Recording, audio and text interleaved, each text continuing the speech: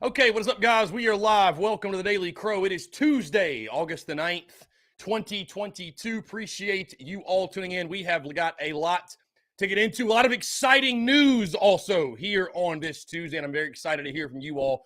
We are taking your questions, your comments, your calls, 843-790-3377. And of course, as always, guys, I'm Chris Phillips, your host of the Daily Crow of the Spurs Up Show. I see Cocky Twan, Jimmy Mendillo, Austin, John Edward, Noah Johns, Not Your Average Sports Kid, Stephen Boardwell Jr., Travis Cody, David, Cody Gaskin, C. Youngblood. We got a packed house in here today. Connor McCormish, Chase Floyd, what's up? Also, those who are in the Big Cock Club Discord, head over to the TDC Questions channel. The TDC Questions channel, guys, be sure your questions are answered there. Again, we have got a ton to dive into, a ton to discuss, and some very big news that we just locked in about, I'll say, 20 minutes ago or so. About 20 minutes ago or so. Big things happening with TDC and the Spurs Up Show. And on the business side of things, we've been talking merch this morning. We've been talking new guests this morning. And you know what's so funny, by the way, on a side note? You guys hear me, right? Same old Chris. The energy. Bring the energy. Bring the passion. Bring the noise. Got feedback from yesterday going on the Big Spur Daily Live show. JC Sherbert said I woke him up. There were other people like, the energy, what in the world? Guys, we talk about sports. How could you not be passionate? How could you not be excited? We're talking Gamecocks. This isn't life or death. We love this. We love this shit. This is passion. We're passionate about it. We're passionate about it, man. That's how I operate. I've told you guys before, I might not be the funniest. I might not be the smartest. I might not be the best looking. I may not even be the most entertaining, but one thing I will be is the most passionate, the most fired up, and that'll never change. Yes, so I've seen all the tweets, by the way. I'm going to tell you what I think about that before I do, though. First things first, the Daily Crow brought to you by our friends, of course, at Carolina Ale House. The TSUS tour rolls on Thursday. We'll be at the Fort Mill location. Carolina Ale House will be at the Fort Mill location. 6 o'clock, we'll get things rolling. We'll do a Q&A around 7 or 7:30. Going to be a lot of fun. Again, our friends at Ale House, they got over 65 beers on tap. Great food. Tons of TVs for you to watch all your sporting events, whether it be Gamecock sports, anything else. Of course, NFL's getting rolling, guys. We are about to hit peak sports season, if you will, with NFL, college football, the NBA will return. We'll have MLB playoffs. Going to be a great time. Ale House is your spot to catch it all. Again, they got locations all across the state and in Augusta, Georgia. Be sure. I think they're also in North Carolina also. But be sure to check them out, man. Our friends at Carolina Ale House, we appreciate their love and support of the Spurs Up Show. Okay, back to the NIL thing. What is that? Guys, I think it's very simple. There's a reason you're seeing every player tweet it out. I believe what that is, I mean, this is my guess, but I'd be shocked if this is not it. What that is, we've all heard about the jerseys, right, on Fanatics or whatever website it's going to be, where you're going to be able now to wear a jersey with a player's name and number on it. I would have to imagine that's going to be like a thing where you go in and you order the jersey and you pick the name and the number, okay? So I think that's probably what these players are talking about. I think that's why you're seeing each individual player post it. That's just my guess. I don't think it has anything to do with the entire team. Again, this is my guess, but we know this is coming, right?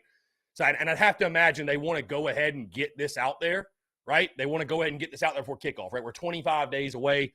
I mean, now is the time. Like, if you're going to print a jersey and send it, you want your folks, you want your customers to have it by kickoff. So I would imagine by the end of this week, you're going to see, Jimmy, I will not be buying a jersey. I don't know, I don't know if you know me or not, my guy, but if you think I'm going to be buying a jersey of a current player, you are sorely mistaken, my guy. Like, no disrespect to anybody, but like, I'm just not going to be doing that. Yeah, I've got my own merch to rock, Jimmy. You guys can go crazy on the jerseys. I will not be getting a jersey. If I was going to get an ex-player, I'd get Connor Shaw. Pretty simple. That would be the go-to. But I'm not a huge football jersey guy. I'm a baseball jersey guy. I like rocking baseball jerseys. And I'm not, by the way, I'm not one of those people. This is a funny way to start the show. I'm not one of those. See, Do Work Son just did it. Do Work Son just did it. I'm not one of these people. If you want to wear a football jersey to a game, that does not bother me. I don't care why so many people give a damn what other people wear. Like if somebody wants to rock a football jersey to a game, why can't they do it? Why do you even have an opinion on it? If somebody wants to rock jorts and a tank top and gold chains and a bandana or a baseball cap, why do you care? What difference does it make? I've never understood why folks get so concerned with what other people wear. And here it is. If people were honest, this is why. This is why they hate. Because they can't do it. They can't do it and look cool. So they got to hate on other people that do it. Not trying to call you out, Do Work Son, but you just made my point for me. Either way, we're not going to spend this show talking about fashion choices, but that's where we're at right now. Yeah, if you want to rock a football jersey, hey, support the Gamecocks, right? Support players. Support the Gamecocks. Why not? Support the Gamecocks. Hunter Kelly, you asked me earlier, by the way, am I related to Marcus Bryant? I don't know who that is, so I think it'd be tough for me to relate it to somebody I have no clue they even exist. Braddock843 says, cool to see your stuff at Rivals in my neck of the woods, Big Flowtown. Yeah, no, it's awesome, man. We're actually fulfilling another order for them right now, Braddock. So if you like the stuff there now, you're going to get even more of it. We're going to get even more of it. T-shirts, hats. We are literally fulfilling that order as we speak. Over 80 T-shirts, 30 hats. So really, really excited. I'm actually going today, I think. I think I'm either going to go to Staples or Office Depot, maybe just Walmart, whatever. Maybe I'll just go to Walmart. But I need to get like a big dry erase board because we're at the point with merchandise where we need to like keep this stuff in order. Like I said, guys, this morning we've been talking, we have been talking merchandise. Also with the Daily Crow, we got an update. We got an update for the Daily Crow. I'm pumped about this one. So you guys know and understand how the Daily Crow has been growing, evolving. We've been adding all these guests, and it's just been really, really cool. I mean, it's been a blessing. It's been incredible. You know, I feel like it's added immense value, right? Starting the week of Georgia State on this day, in our Tuesday slot, we're going to have Alex McGrath. Wednesdays, we're going to have Anthony Treesh at Pro Football Focus. Thursdays, we're going to have J.C. Sherbert. Of course, Mondays, you already know we had him yesterday, Steven Garcia. That leaves Friday open. Who is going to be on Friday? The coveted Friday slot, right? And I'll say this. He's not going to be every Friday, but my guy, Brett Ciancia of Pick Six Previews, I actually chatted with him late last night after our simulation. That conversation will drop on the podcast tomorrow, okay? That conversation will drop on the podcast tomorrow. Really excited for you guys to hear from him. And Brett's going to jump on the show as much as he can. So it might be weekly, it might be every other week, but he's going to be in some capacity in season going to jump on. He's not the Friday guy, though. I'm just making that point that he's also going to jump on. So we're going to have guests. Very proud and excited to announce. Drum roll, please. We've locked it in for Friday, and it might even be starting this week. I think it's going to start this week. Moving forward on Fridays, 12:15 to 12:45, our special guest. You guys have hated on his takes before, especially when it comes to the record prediction for the Gamecocks this year. But I'm very proud and excited to announce a good friend of mine, Jake Crane of Crane & Company. Going to come on the show every Friday. Probably starting this week. I'm fired up for that. Listen, you can disagree. He picked the Gamecocks to go 5-7, 2-6. So that'll actually make it that much sweeter when he's on this season. And hopefully we're winning games. And it's like, hey, Jake, you got that one wrong. But seriously, Jake's incredible. Again, he brings the heat. Like there are a few folks out there that I conversate with that I feel the same energy. Jake is a guy that brings the energy. I mean, he really does, and I love that. He's passionate. He's an SEC football guy. I rock with Jake heavy, and I'm so excited to get him on the show weekly. So, again, that is the big announcement. That's the big news. Every Friday, starting, I believe, this week, at the latest next week, we will have Jake Crane of the J-Boy Show, which gives us all 5 slots in the week filled. How about that? All 5 slots. So Monday, Steven Garcia. Tuesday, Alex McGrath. Wednesday, Anthony Trisha, Pro Football Focus. Thursday, JC Sherbert of the Big Spur. And then Friday, Jake Crane of Crane & Company. That's a hell of a lineup, folks. And that's just the ones that are booked. We might have others that pop in every now and then. Guys like, again, Brett Cianci of Pick 6 Previews. My good friend Chris Marler of Saturday Down South. Connor O'Gara of Saturday Down South.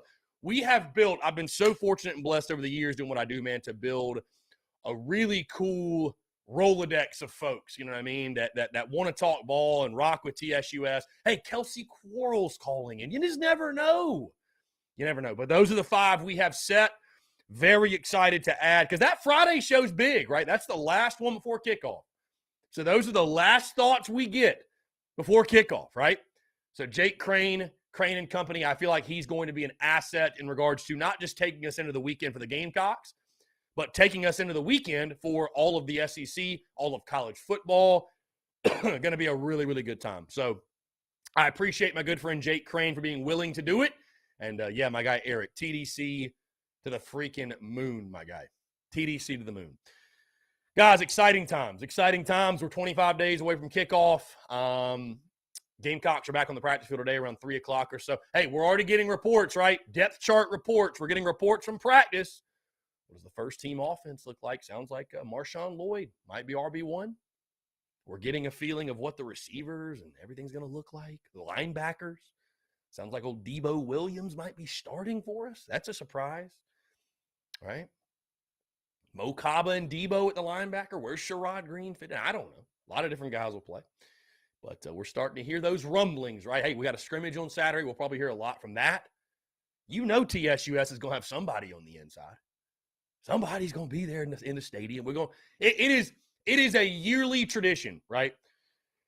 It's become a yearly tradition that TSUS pisses off somebody, like the haters or whatever, a slapdick on Twitter, because we got a guy who's in the stadium that sends me a video of what's going on, and then I post it, and people just freak the fuck out. Sorry, excuse my language, but they just freak out because they're just pissed off because they're not in there or they're not getting the video. It is what it is. It's fine. Those who are miserable expose themselves freely. They do. They do. They do. Stone Blanton's wearing 52, Travis, yes. Not Trevor Sports Head says, from what I'm hearing, Jalen Brooks has played wide receiver 3. Yeah, I did hear he ran with the first team. So maybe Jalen's turned a corner. Who knows? Maybe that time away from football helped him. By the way, guys, we should be getting, here in the next couple of minutes, a call. And normally, like, I'm not somebody that, I'll be totally honest with you guys. Like, I have a lot of fans that say, hey, I'd love to come on the show and talk ball. And, like, listen, if we opened up the floodgates for just every fan who wanted to come on the show to do so, all it would be is fans, right? All it would be is fans.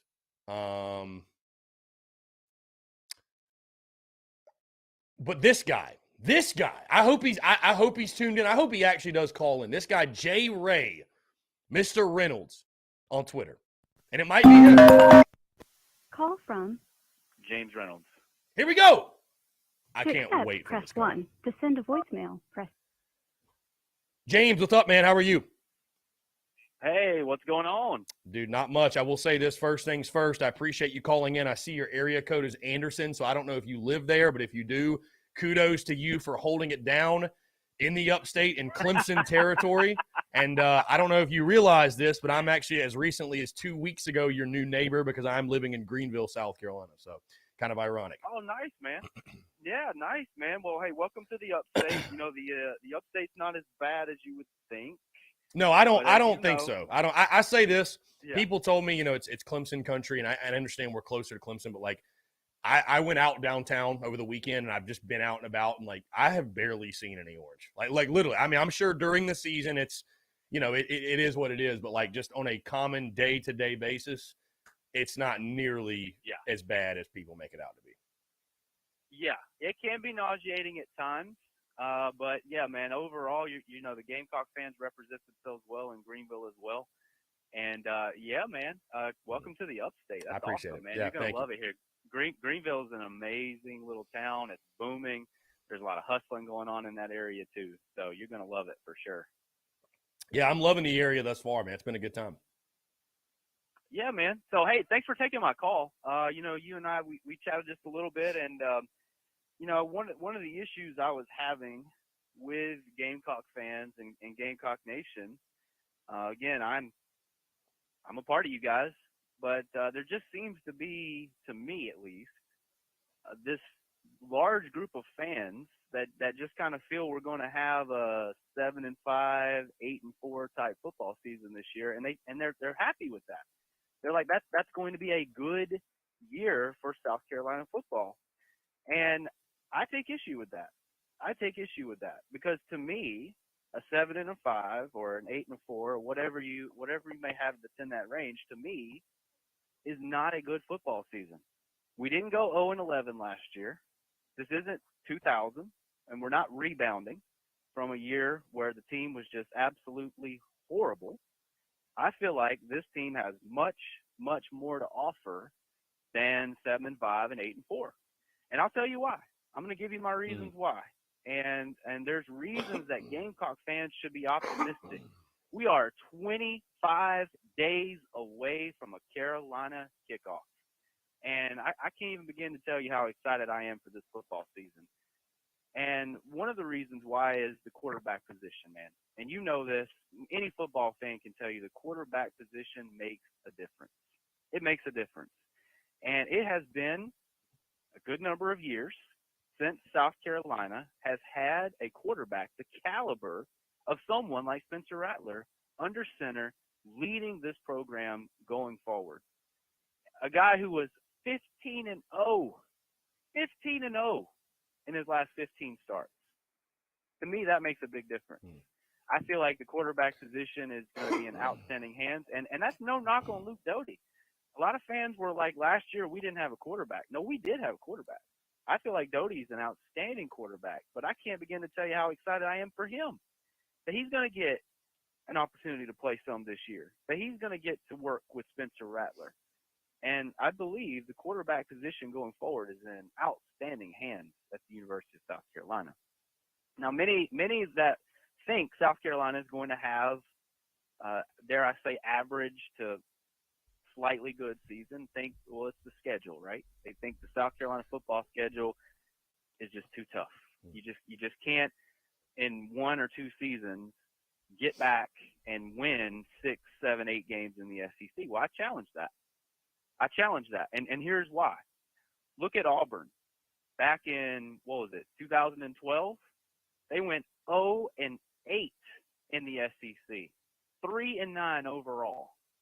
And yet the very next year, 7-1 in the conference and went on to go to the national championship. It's possible, Chris. It is possible that this team, that this South Carolina football team, 2022, this football program can win and can win big. I firmly believe that. I'm curious, what were your expectations going into last year?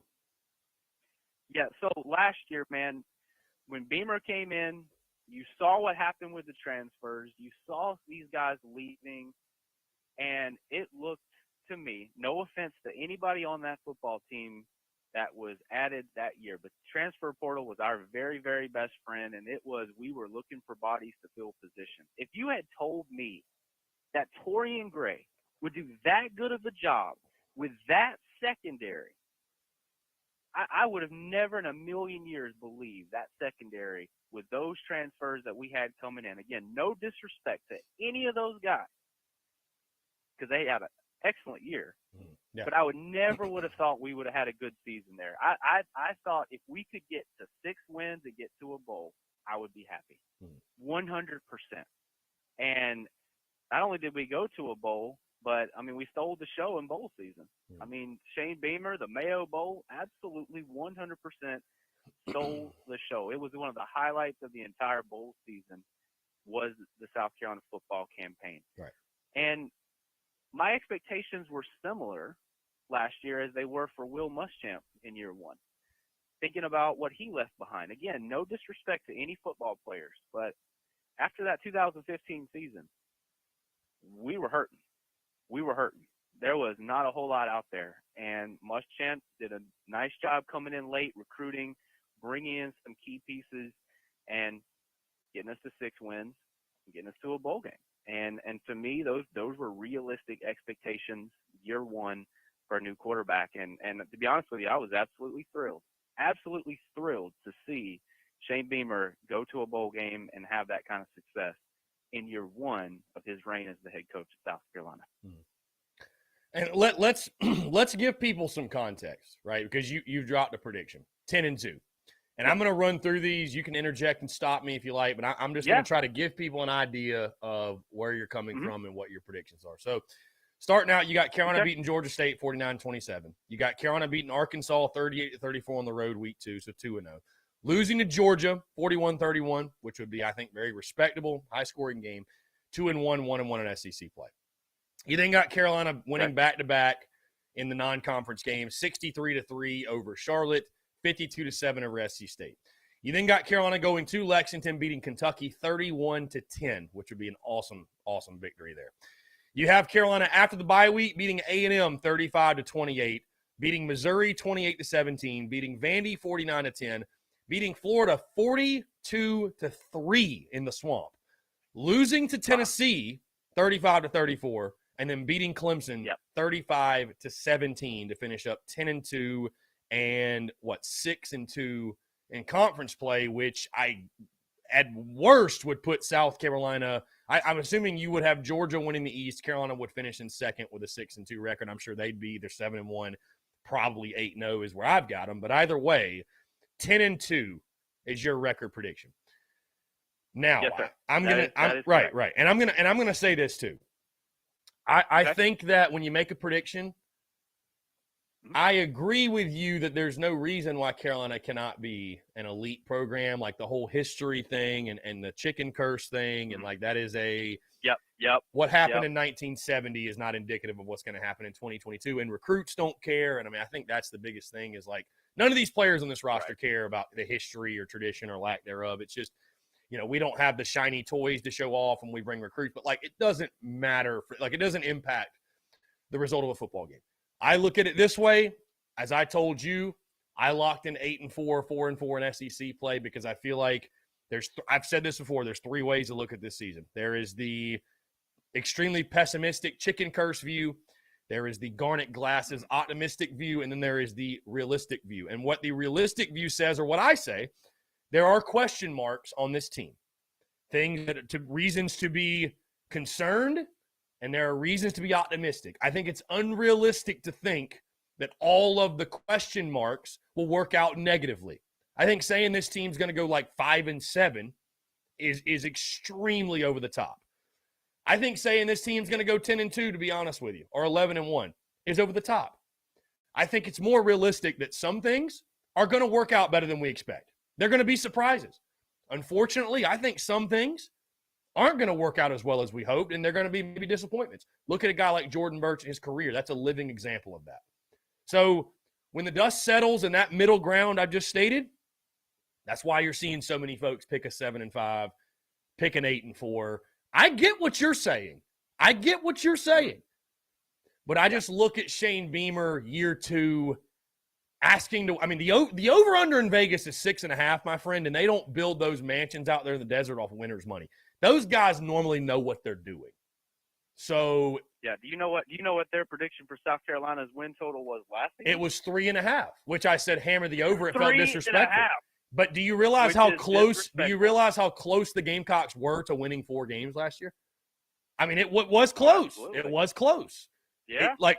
Granted, Chris, we smashed it, but I'm just saying, they missed that. But more often than not, they hit it. More often than not. Right. But Chris, and along with what you're saying there, man, I agree with you on that. And a lot of college football is when you play somebody, not who you played. I mean, I'm telling you, if we played Auburn or Florida early in the season, do we beat Florida or Auburn last year? I don't know, man. I don't know, not with the way we were playing at certain I, points. I would agree with you. I would agree 110%. Yeah. I think we caught Florida and Auburn at the perfect Yeah. times. Yeah. We absolutely did, and that's the reason I've got Florida on there 42-3. Look at who they're playing around that time. They're going to South Carolina, or South Carolina's coming to Gainesville for that game. And there's a lot of just really just neat things on our schedule that I really like. I mean, Georgia at noon. I like that. I'm recalling 2019. Where a team was completely outmatched. Had just quarterback plays. Literally, the quarterback knew 2 or 3 plays and just kept running the same 2 or 3 plays over and over again. Right. But it worked out against a very, very good football team. And a lot of this college football stuff is when you play somebody, not who you play them, but when you play them. And so, I'm extremely optimistic for this South Carolina football season. There are question marks, Chris, but there's question marks on every team. There's question marks on every team. The one in the upstate, there's a big question mark under center. I mean, I watched a little bit of their spring game, but, man, I think that freshman takes that job before we know it there because it ain't looking good. It ain't looking good for them. There's question marks on every football team. When it comes to South Carolina's offensive line, I have question marks about that. I am suspicious of that offensive line. However, there is continuity. There has been talk of the practices that Jovan Gwynn has had with other guys there, and there's leadership there. And if the offensive coordinator can run the right plays, that the offensive line can be at their best on, I think South Carolina has a fantastic fantastic potential to go 10-2 this year, beyond a shadow of doubt, and may get more. I mean, 10-2 is very reasonable, I feel. A lot of the guys are going to say 8-4, 7-5, because that's the conservative way of looking at this and saying, we're going to lose here, we're going to lose here, we're going to lose here, that sort of thing. But I don't feel that way. I feel like this team could win many, many football games next year. We have the right head coach with the right energy, the right passion. If we start this season 3-0, we're not losing this year. I'm telling you that right now. If we start 3-0, we're not losing this year. Columbia will go insane. It will be berserk what will happen in Gamecock football land if we can get 3-0 and start the season off that way. But, hey, it's 1 week at a time, baby. You know what I mean? It's 1 week at a time. And we're going to see what this team's about against Georgia State. We're going to know what's going on there when we go to Arkansas. That's going to be a tough game. I got even another prediction for you on that, Chris. Right. For the Arkansas game, week 2. I think it's going to be a rain fest. I think it's going to be a monsoon in Fayetteville week 2. And I think it's going to be a very, very challenging game for South Carolina to go into Arkansas with it raining and to beat a team that is run heavy like they are. But if we get out of Arkansas with a win and we're 2-0, that Georgia game at home at 12 o'clock at noon, man, you fans better show up, man. Y'all better be there. It's going to be on. It is going to be on. And if we get out of that with a win and we go 3-0, we may not lose this year, period. Because I'm telling you, momentum has a way of working things out in football.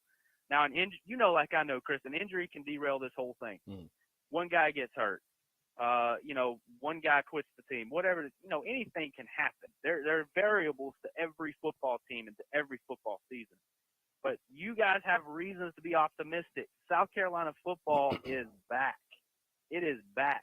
The recruiting is getting even better as we go.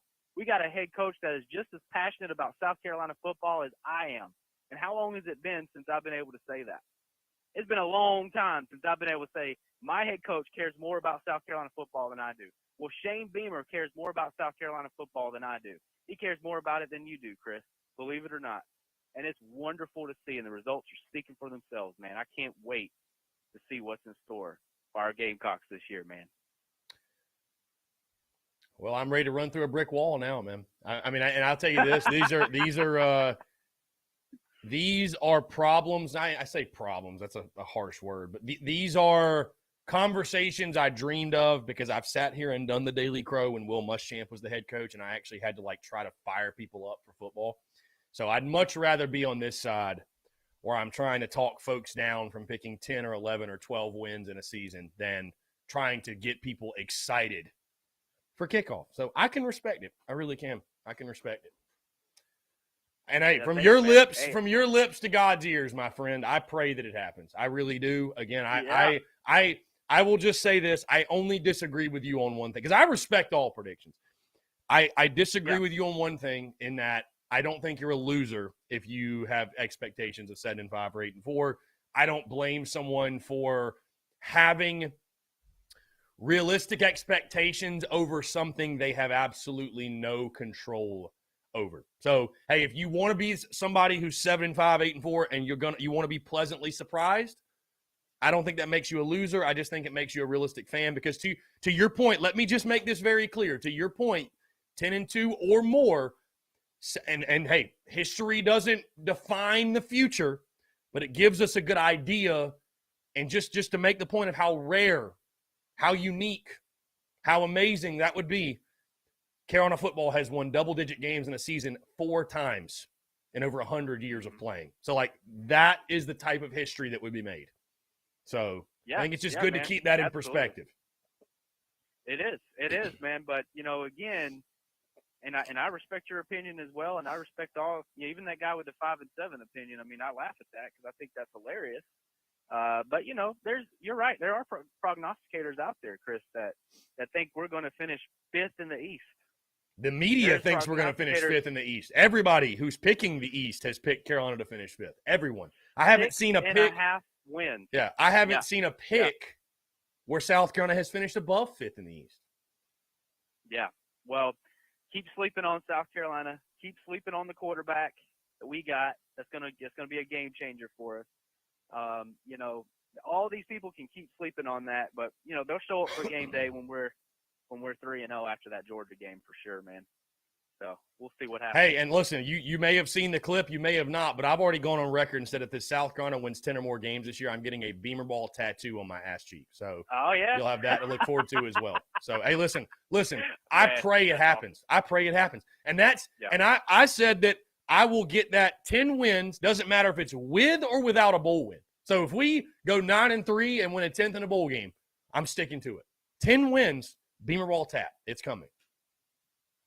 That's awesome, man. And it's very, very possible. None of us know what's going to happen in the future. South Carolina football has a way of building you up and dropping you on your head really fast, man. You know that. Yep. It was funny just talking about this mentality that Gamecock fans have got to change. My son's 11 years old. So he was born in 2010, and he wasn't even born yet when South Carolina beat Alabama. And he and I were watching the game yesterday together. I was watching the entire game with him of the 2010 South Carolina-Alabama football game. And as we're watching the game, and Steven Garcia takes the ball and throws it through the back of the end zone for a safety. You may remember that. Mm-hmm. And it brought Alabama, I think, within 10 or within 7 points. And I looked at my son. I said, yep, that right there is when we thought we blew it right there. Mm-hmm. And then I caught myself, and I'm like, this is exactly what I'm talking about with this mentality of South Carolina football. We have got to get our expectations up. We have got to start expecting more. Do you know how difficult it was for Ray Tanner to fire Will Muschamp? I mean, it was the press conference. I thought he was going to break down in tears. He was so emotional about firing that guy. The expectations that South Carolina have got to pick up. Being here in the upstate, there is a voice on a radio show up here. He's all the time making fun of South Carolina fans and South Carolina football and their history and what they tolerate and what they accept. And sometimes I can't help but wonder, is this guy right? Is this what we're going to accept? Are we going to accept mediocre results? Hopefully not. Hopefully that's going to change. Hopefully expectations are going to rise. I mean, if you won 7 games last year, and this is year 2, and the team is better in so many different areas, to think we're going to go from 7 wins to 8 wins, that's not good enough. We need to be thinking 9 wins. We need to be thinking 10 wins, 11 wins, 12 wins. That's what we as fans need to be thinking and need to be expecting. We are 25 days from a Carolina kickoff. you best believe I'm going to be in the stands for the Georgia State football game. I am jacked up. We will know more after Georgia State for sure, but South Carolina fans have got to raise expectations. They've got to break this loser mentality, this woe is me, this chicken curse. And, you know, some of us, we're second or third generation fans. Second or third generation fans. We have dealt with this our entire lives. I am 34 years old. I have been through 0-11. I have been through 1-10. I have been through 63-17, 56-7. You name it, I've been there. And I get it. I know we are hurt as a fan base, especially when, as much as we're struggling, Georgia and Clemson are finding success on the gridiron. I get it. But that doesn't mean we can't raise our expectations. That doesn't mean we can't do it too. We can. We have everything we need at the University of South Carolina to produce a winning football program and build a winning tradition and have more banners than a 2010 SEC East Championship. And it starts this year. It is time. Let's go. Go Gamecocks. My man. I love it. I love it. I appreciate the call, my dude. Fantastic stuff. Yes, sir. Yeah, call in anytime. Seriously, call in anytime. Would love to have you. There you go. 15-0, national title. Why not? Why not? There you go. There you go. What a call. I mean, honestly, genuinely, I didn't know what to expect. I didn't know what to expect because I had some banter with that guy on Twitter. And some people just fling predictions and just say whatever. And like the guy we had yesterday, all due respect to him. But, you know, when you're talking about, I didn't watch the Arkansas team last year. Yeah, I haven't watched Carolina football since 2017. It's like, okay, well, like you have no idea what you're talking about. But this dude, very well informed. Hey, sticking to his guns. I respect all predictions. I do. Again, I would just say this. That I just will not blame a fan for setting realistic expectations because we're not in control of what happens on the field. And I think fans, to come down on fans and say, well, it's their fault Carolina football is the way it is because of their woe is me mentality and their predictions. And my predictions, my projections, hey, my banter has no impact on the field of play. None. And I think Gamecock fans are just a result of what's happened for over 100 years. You know what I mean? It's not like South Carolina fans from the jump have been the reason, like, well, we've just always had low expectations. I don't think you can pin that on Carolina. All Carolina fans have done is show up and support. That's all they've done. It's the people's job in the building. It's the people's job hiring the people in the building to set the expectations and the standard and win games. Fans just pay for tickets and show up, which they've done forever. That's all we've ever done. All we've ever done is show up. So is it on the fans that Carolina football hasn't won? I don't think you can pin that on, well, just fans have had low expectations.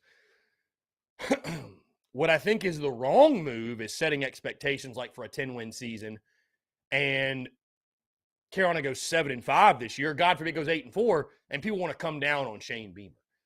I just, again, when Beamer was hired, I looked at it as we are locked in this thing for the long haul, and it takes time to build a program. Alabama's not Alabama because they got a couple nice 5 stars. Georgia's not Georgia because they got a couple nice 5 stars. Right? They are who they are because they have depth. They have a roster full of these really, really good football players. And you don't get those guys in one recruiting class, even 2, even 3. I mean, let's all keep in mind, guys, while we set our expectations sky high, this still ain't even Beamer's roster. 70% of this roster isn't his. A lot of these guys are still Muschamp holdovers. And I'm not telling you to set absurdly low expectations. I'm not saying expect us to win 5 or 6 games and so you can be pleasantly surprised. I don't live my life that way, right? I don't live my life that way, but when I'm locking in predictions and I'm making predictions, again, what you have to keep in mind is this. South Carolina is not the only team that wants to win and that is trying to win. There's a Tennessee. Hey, listen, my guy that just called in, Jay, I believe, named Jay. I apologize if I messed up. I believe it's Jay. I hear you. Reynolds, Jay Reynolds, I hear you. There's a Tennessee guy who thinks the same thing you do about Tennessee football. There's a Kentucky guy who thinks the same thing. There's a Florida guy who thinks the same thing. They all think they're going to win double. I mean, you think there aren't Tennessee fans that don't think they're going 10-2 and winning the SEC East? James, my bad, James. They're going to win the SEC East? As I said when you were on the call, listen, I think there's a lot of reasons to be positive and optimistic. And I love that. I love a call like yours. I actually love it.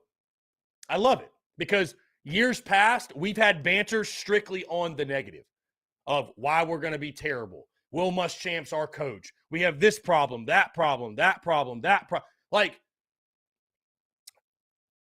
that has been the banter. So to have your take on the other side, I love it.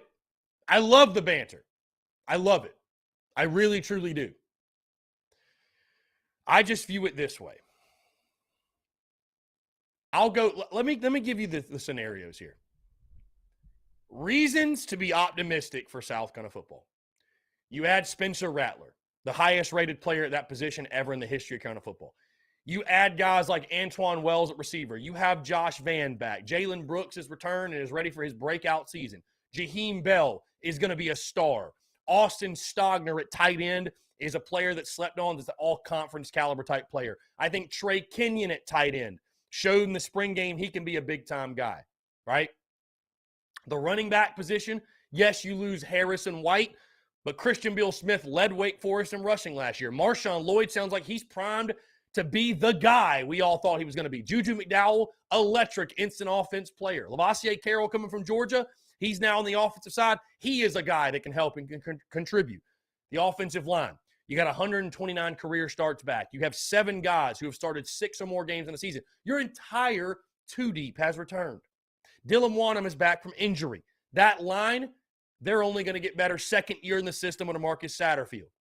On the defensive side, you got talent up front. Shane Beamer has vouched the defensive tackles are the best position unit on this football team. Jordan Strawn, prime for a big year from Georgia State, long, lanky guy, NFL caliber player. Terrell Dawkins from NC State, a player that he transferred in.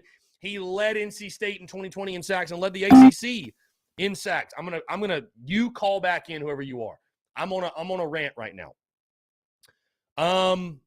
Jordan Birch, set for his breakout season. Linebackers will be better with the return of Sherrod Green. The secondary, right? Top 10 in the country nationally last year. Top 10 nationally. Cam Smith leading the way. Devontae Reed from Central Michigan fills in for Jalen Foster. R.J. Roderick back as a veteran. You added 6 DBs from the recruiting class. They were all great players. And then you got Shane Beamer at head coach, who it speaks for itself what he's done with Carolina football. A lot of reasons to be optimistic. But everything I just mentioned, there are reasons to be not as optimistic. Dare I say pessimistic, but more realistic in my opinion. But I can go through it like this. Let's do it again. And again, whoever just called in, I apologize. I'm going to let you call in, but I'm going off right now. Quarterback. What if Spencer Rattler's not as good as we think he is? What if Spencer Rattler, there's a reason he got benched, right? There's questions around him. I still question the wide receiver room, guys. Because outside of Josh Vann and Antoine Wells hadn't played a snap in the SEC, by the way. Corey Rucker ain't played a snap in the SEC. Outside of Josh Vann, who's proven? Let's just say Wells, you want to throw him in there. Outside of those 2 guys, who's proven? I'd argue the receiver room still isn't great top to bottom. Jaheim Bell, fantastic bowl game. Can he do it on a week-in, week-out basis? He hadn't proven that. He's got athleticism, for sure, but he hadn't proven that. Austin Stogner, I think, should be a nice piece. Trey Kenyon hadn't done anything at South Carolina. Hey, let's move to the offensive line. Trash a year ago. Trash, and it's the same guys. What makes you think they're going to be anything other than what they've been? It's the same exact guys. Trash. Even if they make a step up, they were so bad last year, a step up could still be the 10th best O-line in the conference. Defensively. Hey, D-line's got talent. D-line's got talent. D-line's. How many years in a row have we said that? And we still can't stop the run. I think Strawn's a nice player. Terrell Dawkins injured last year. Is he ready to contribute? Jordan Birch is creeping oh so close to bust status. Oh, by the way, I forgot to talk running backs on the offense. Marshawn Lloyd hadn't proven anything. Christian Beal-Smith, solid player. Nothing crazy. But you lose Kevin Harris and Zaquandre White. Are you going to get the same production out of those guys? Again, defensively, D-line, haven't been able to stop the run. Couldn't do it last year. Got the same guys back this year practically. Jordan Birch creeping oh so close to bust status. Linebackers have been an eyesore for years. You're telling me Mo Kaba and you're telling me Debo Williams is a starting linebacker? The guy from Delaware that didn't play hardly at all last year? He's a starting linebacker? That is concerning to me. That's concerning. Yes, Juju offensively. Very good. Very good. Juju offensively. All of my other points still stand with that position. The linebackers. Oof. Secondary, you got Cam Smith. There's no guarantee Devontae Reed is going to replace the production and be a Jalen Foster. So with all that being said, there are question marks. There are reasons to be optimistic. I think the truth lies somewhere in the middle. Some of the things I've mentioned will work out well. Some of the things will not. And that's going to put you to 7-5 or 8-4 season. Not everybody's going to be great, guys. Everybody's great right now because it's August the 9th. Ain't nobody played a game. Everybody's good right now. That's why I don't buy into the whole well, they're saying this at practice. They're saying, dude, everybody is good at practice. Everybody's good in the preseason. Everybody's good until you get an SEC play and you get punched in the face. You think Georgia's guys aren't good too? You think Tennessee's guys aren't good too? You think Florida's guys aren't good too? Think Kentucky's guys, A&M's guys, Arkansas's guys, they're all good too, man. Everybody right now is undefeated. Everybody's great. It ain't going to work out that way, though. All those, when have you ever gone into a season? And sure, if you want to say technically a dream season could happen, sure, man. But when I make predictions, I don't make predictions on crazy hypotheticals and hope. I make predictions off known commodities. And the known commodity, James Reynolds and everybody else, is this. And again, I respect it. If you're picking 10-2, God bless you, and I hope it happens. I hope it happens. The known commodities are this. When you look at this football team, if you're just the outsider or whatever, even just being connected to it, I'd say this. This is a football team with all the additions, everything else. This is the reality. You lost your top two rushers. You're still thin at wide receiver. You got an offensive line who was dog shit last year, and you got a defensive line that couldn't stop the run. That's who you are. So until those things are proven otherwise, listen, if this O-line takes a massive jump and they're one of the best in the conference, well, then hell, I don't know. Maybe you do win 9 games. But the offensive line is a massive question mark. The defensive line, the run defense, is a massive question mark. There are big question marks on this football team. There are. You can't say there's not. And so again, if there's 10 question marks, let's just say it, 5. Let's say there's 5 question marks. What are the odds that all 5 of those work out the way we hope? It's just unrealistic. And it's also unrealistic to think that all 5 work out negatively, right? The truth is somewhere in the middle. And if more work out well than don't, then I'm pleasantly surprised. Me expecting everything to work out well or work out poorly does not sway what will happen on the field. James Reynolds, yes, there are question marks on every football team, but there are some have more than others. He makes the point of Georgia lost everybody, yet everybody wants to crown. Well, James, they're reloading on the defensive side with 5-star on this year's 5 stars, this year's Georgia defense, they're just all next year's first-round draft picks. I mean, what do you want me to tell you, my guy? Hey, call it for what it is. Like you said, James, it's no disrespect to anybody on the roster, but this is calling a spade a spade.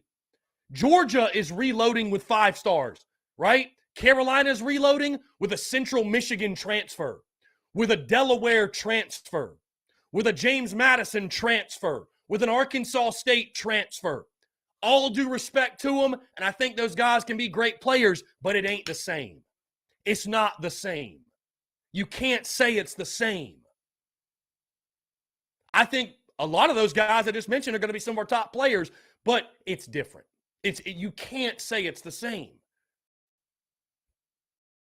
I mean, one of our top pass rush guys is a transfer from Georgia State, who y'all are shitting on that we're playing week 1. Jordan Strawn played there. So you got to keep that in perspective. You have to keep that in perspective. Listen, if we go 10-2, I'll say this. If we go 10-2, James, it's because Spencer Rattler has a chip on his shoulder and he played Heisman caliber level of football. And Billy Thompson, yes, my season prediction was literally on the money last year. It was on the money. I picked the Gamecocks last season. You can go check the receipts, my guy. You can check the receipts. 6-6, 3-5 in SEC play, hit the damn nail on the head. The only game that I missed, and I missed it badly, I had Tennessee as a win, Florida as a loss. So you swap those, I got every other game right. Some of the scores were scary close too. And I'm not trying to deem myself as I'm the all-knowing, I'm the alpha and the omega, and I know what's going to happen and you don't, but I feel like I've got somewhat of an idea. And I felt like, honestly, 8-4 was optimistic. I was like, man, I can't believe – I thought I was going to pick us to go 7-5. I really did. So it's like I said, there are a lot of reasons to be optimistic. There are also a lot of reasons to have question marks. And it's okay. It's only year 2 of Beamer. Shane Beamer is a head football coach. He's not a wizard. He's not a miracle worker. And I love the optimism. But asking Shane Beamer, and James, what's scary in your scenario is you are setting a standard and expectation, James, that if South Carolina doesn't win 10 games, fans should be upset and disappointed with Shane Beamer, and that's not fair. That's not fair in year 2. It's not fair. It's not fair to put those kind of expectations on Shane Beamer and this coaching staff. It's just not. It's not fair. It's not fair. I don't only keep the expectations realistic for myself and for the fans. I got Shane Beamer's back. I like Shane Beamer. I believe in Shane Beamer, and I don't think the expectation should be unfairly set for him in year 2. If this is year 7, that's a different story, right? I hope we get to a level like Georgia was at, where it was like, bro, Mark Richt was winning 10 games, and that wasn't good enough. That wasn't good enough for them. Here, we'll jump to the phone lines. From Hunter. Hunter, what's up, man? How are you? Hey, what's going on again? Sorry for all the calls every show you got into it. I actually got something for you. So yeah. Last year we had a 7-6 record, right? Mm-hmm. So and if you look on the 2021 247 Sports commits, and you see all these 3 stars we have, we don't have 1 4-star on here. Probably, we probably got like 1, and that's an offensive linebacker. And 7-6 record, I think that's really, really great especially with all the guys that we had from last year, which is, so overall rank was 56, and what we got right now is like in the 24. So I think we're gonna. That's why I think that guy is saying that we might go 10-2, because out of all the 4-star and 5-stars we have like 12 4-stars right now currently. So I feel like we're gonna do way better, because we had a better rank than we did in 2011, 2012, and 2013. Right. I mean, it all comes down to recruiting. So are you saying we're going to win more games this year or next year, or what, because of recruiting? What's the? I feel like we're going to win more games this year than we did last year for sure. Right. Okay. I mean, that's fair. Yeah. mean, listen, if you're obviously somebody who's really locked into recruiting, and you live in, I don't want to draw any conclusions, but somewhat live and die by the stars. Hey, do you believe in the blue chip ratio? Because I do. Over 50%. Yeah, I do, You need over 50%. Some fans disagree. Okay, well, some fans would disagree. Well, that doesn't matter. Well, it does. To win a championship, the stats pretty clearly show you need to have over 50% blue chip ratio. And the only fans that don't care, stars aren't everything, but the only people that discredit the stars to the point where, like, they don't matter, bro, those are fans of schools who don't recruit very well. So if Carolina gets to this 10-2 mark or better, if they get to an SEC championship, if they get to a national championship, it will be because recruiting changed. It will be because we will look back at recruiting and we will say South Carolina started recruiting at minimum a top 15 level. At minimum. Yeah, and you're right about that. Yeah, so that's why you obviously can. I mean, clearly, Beamer can actually coach because from last year's record. And I'm just saying, like, if you just go on 247 Sports, like I said again, you see nothing but 3 stars on here. So I mean, compare. I'm looking on here right now, and we got overall ranked 24, transfer rating 9, and from last year it was way higher than that. So I don't know. I mean, I guess time will tell. Yeah, teams with the best players win the most games. I mean, that's it. It's pretty simple. Pretty simple. They don't mean everything. But yeah, I even told my dad about that too, like, because he's a huge Carolina fan. So I told him, I was like, I feel like we're gonna go, 10-2 or something like that. He started laughing. So he always had his hopes up because he thinks that every year we're gonna go in the championship, and always had his hopes up for nothing. So yeah, we'll see. I mean, again, recruiting is the name of the game, man. So listen, I think Shane Beamer and company are doing all the right things on the recruiting trail, and it's all about slowly but surely also winning more games to attract more good football players, and it will take time, but I think they're doing all the right things, all the necessary things to win and win big. Yep, sounds about right. That's all I needed. I just wanted to get that off my chest. I appreciate it, man. Thanks so much for the call. Great stuff. No problem. Take it easy. Yeah, man. You too. Good stuff, dude. We've been rocking and rolling, happening and taking a break, guys. Let's go ahead and jump into one. I do want to highlight, the comments are just absolutely. Well, I guess we won't jump into a break. Call from Truly. People are just waiting. What's going on, man? How are you? Hello. Hey, I'm good. My bad for calling as soon as you said the break. No, you're fine. You're fine. Right before. Yeah, no, you're fine. Go ahead. All righty. Well, I'm the one who called during your rant. Oh, my bad. I wanted to get that out there, so I apologize. Normally I would take the call, but I'm like, I want to finish this thought. I was just about to apologize for calling while you were on. No, you're good. You're good. No, you hit a lot of the points I was going to call about anyways. The defense, man, I'm not feeling real strong about the defense. I'm not a long-time listener. I've only listened to about 3 podcasts, but I don't know. I genuinely think our defense has deteriorated over the past few years. I can't see our defense even being as decent as they were last year. And I think the defensive side of the ball is going to be the problem, whereas our offensive side of the ball is going to be way better than it has been in the past 2 years. Mm-hmm. Yeah, I think the defense, what's so intriguing is everybody's just assuming, right, the defense is just going to be elite or just as good as they were last year, like you said. And, like, what if they're not? What if they're not? Mm-hmm. I trust in Clayton White. I trust in Torian Gray. But let's look at it again. Let's look at it again from take off the garnet glasses. Let's take them off. Let's look at it. It's a defense that returns practically the same the same front 7 that was abysmal against the run. And the secondary, while it returns a Cam Smith, who was there last year, it returns a Cam Smith. It loses its most productive and most lethal player in the secondary from a season ago. Now, how is that defense better than last year's?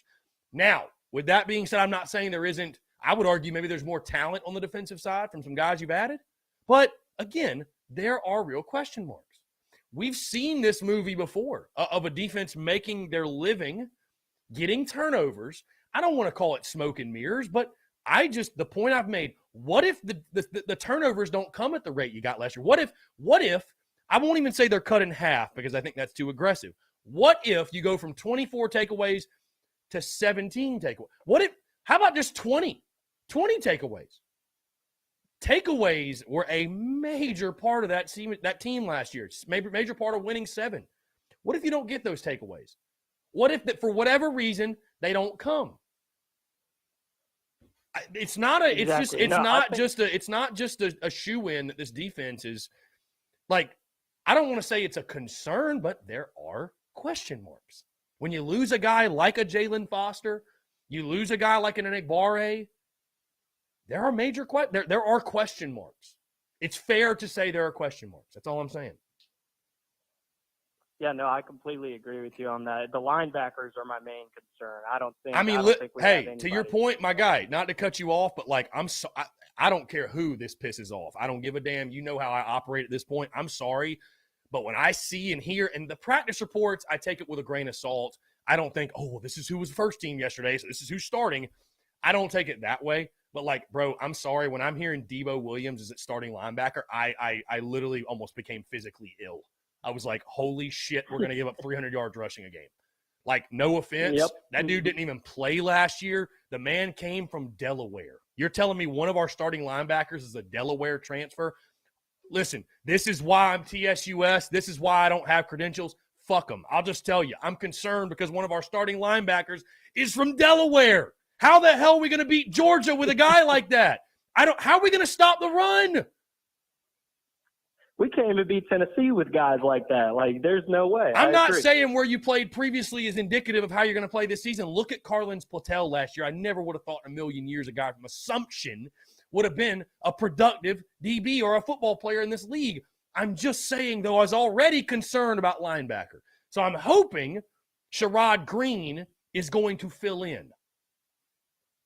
Right? I'm just saying the roster's not perfect, right? The roster's not perfect. Mm-hmm. That's all I'm saying. No, I completely agree. And I appreciate you taking the time to let me talk on your show, man. I love this show. I appreciate it, man. Thank you. I like what you got going on here. I like your opinions. I like how you just tell it how it is, man. I appreciate you. It's the only way I know how, my friend. Hey, I appreciate the call. Call in anytime. Yes, sir. I will. You have a good one. Thanks, man. You too. Great stuff. And if you don't like it, whatever. James, by the way, you said your quarterback last year was from Francis Marion. Chill. Yeah, James, the quarterback was actually from St. Francis, and he was dog shit. And I said that. He was dog shit. I tip my cap for the way he playing above his skill level, but the Clemson game showed he was hot dog water. I don't know what point you're making by bringing that up. Again, I'm not trying. This isn't like the knock Debo Williams show today. I'm just saying that, like, Jimmy's and Joe's win games. So when you're trying to compare Georgia and Carolina, Georgia's reloading with a different type of athlete than we are reloading with in some areas. And that's just, you can't debate that. You can't debate that. You can't debate that. FCS doesn't equal bad, Austin, but again, it's a different type of athlete. You made that point too. There's no point in comparing like a Georgia and a Carolina. And I'm not, Debo Williams couldn't crack the lineup last year, and our linebackers were not great. Anyways, this isn't the Slam Debo Williams podcast, but this is the podcast that'll tell you like it fucking is. Guys, we're going to jump into a break. More of your questions, comments, calls. On the other side, you're tuned into the Daily Crow.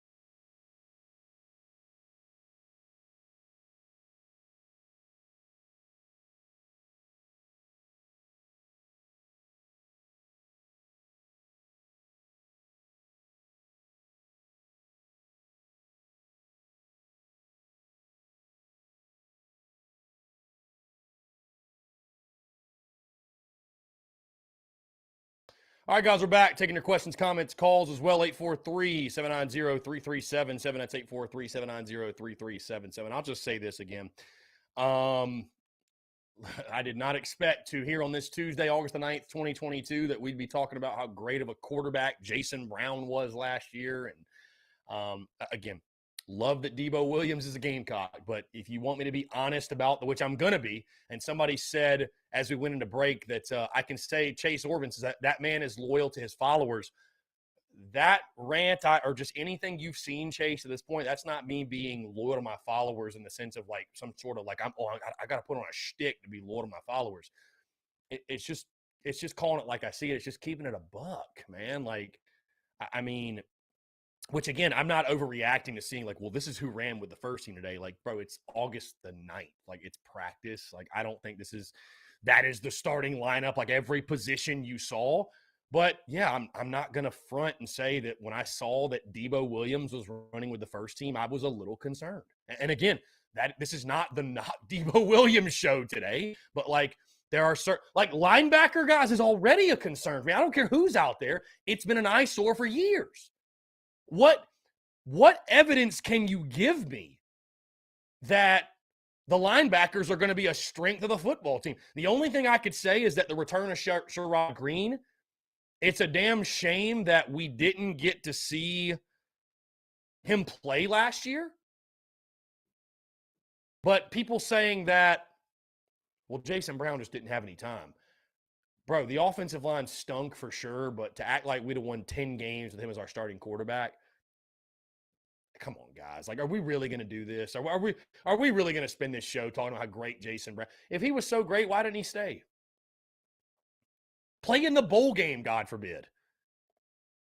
I mean, come on, guys. Let's. I mean, come on, man. We're not spending the rest of this show just debating Jason Brown ain't even going to start at Virginia Tech. What are we talking about? Jesus Christ.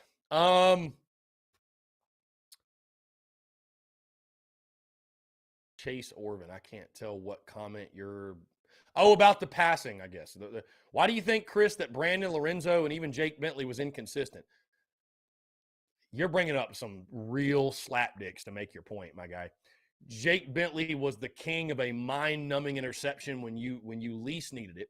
Lorenzo Nunez just couldn't throw the ball. Had nothing to do with the amount of time.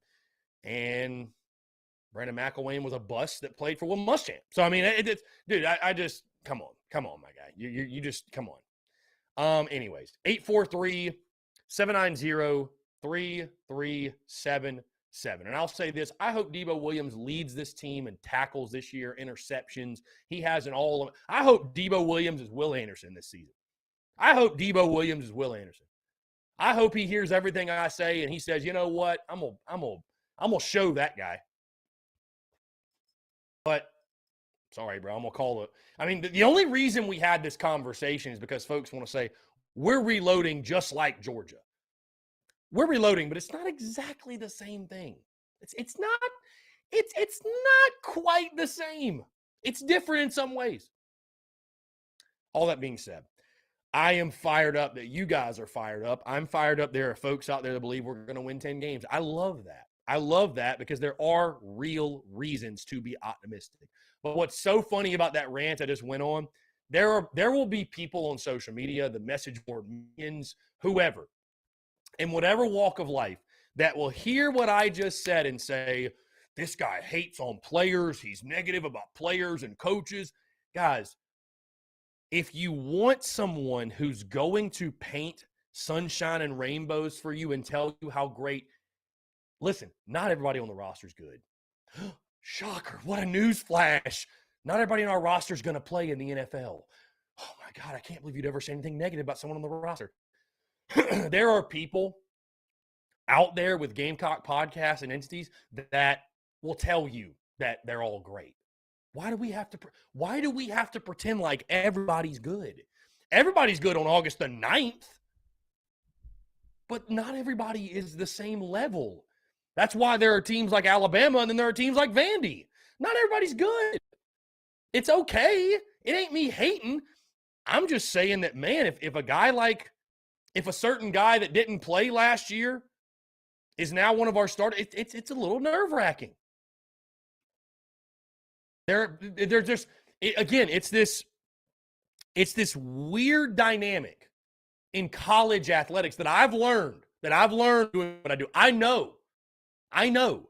I've learned it talking about the team on the field. I've learned it talking about coaches. I learned it talking about Jalen Brooks and my take on him. In the NFL, your favorite – hey, listen, and we probably got a lot of NFL fans tuned in.